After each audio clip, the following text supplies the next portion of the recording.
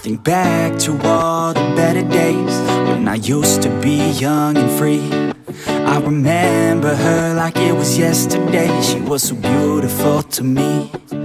In my mind sometimes I'll run away to this time back in history. She reminds me of the summertime way back in 2003.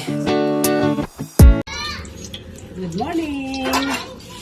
Good morning po. Ito po, magluluto po ako ng almusal namin. Magpipirito po ako ng ham. Po.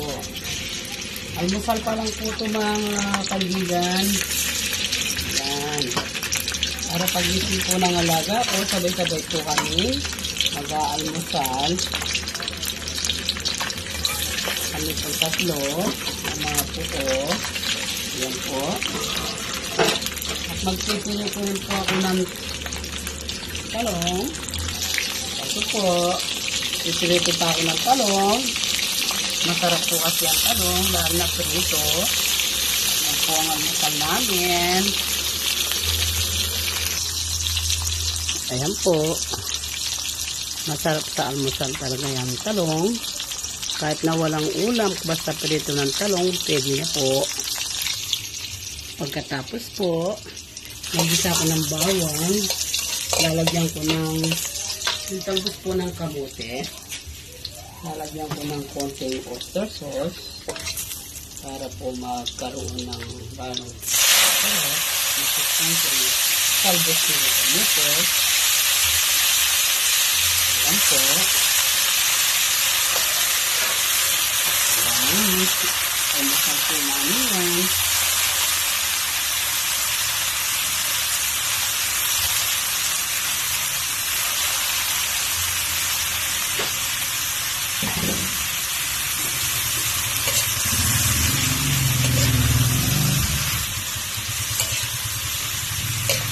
Ganyan lang po.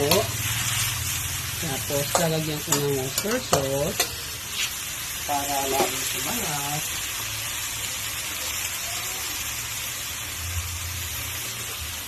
Sayang naman po kasi kung dito pa lalagyan ng palasa. Ayan po.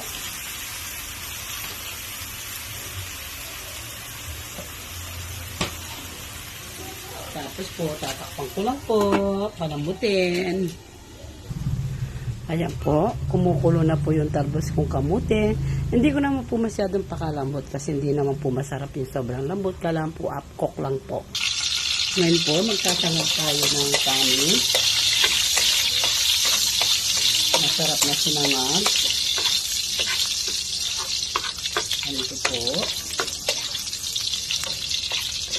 Ano lang po ng konti yung bawang para yung makatos po siya.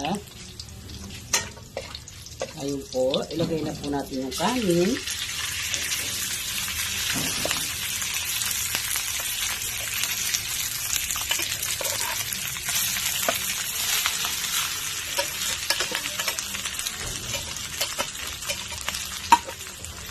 Ayan po, ang almusal namin.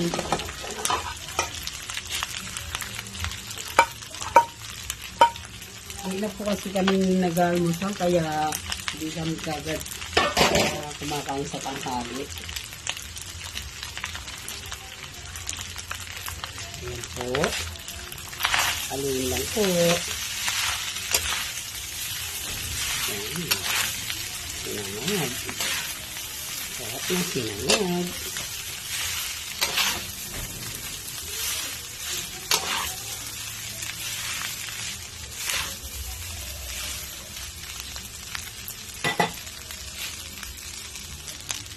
Lagyan ko po ng asin para masarap yung sinangag.